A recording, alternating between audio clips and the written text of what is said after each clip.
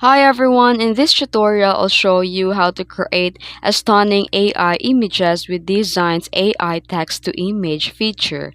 Let's get started. First, head over to Dzine.ai and log into your account.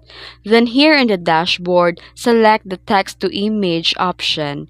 Then, in the prompt box, you can simply type a description of the image you want to generate. Like for this example, a futuristic city skyline at sunset with flying cars and neon lights. Then you choose your preferred style, like photorealistic, anime, digital painting, and more. Then here you can also adjust the image size and aspect ratio, depending on where you'll use the image. Then once you're happy with your prompt and settings, hit generate, and in just a few moments, your AI generated image will appear.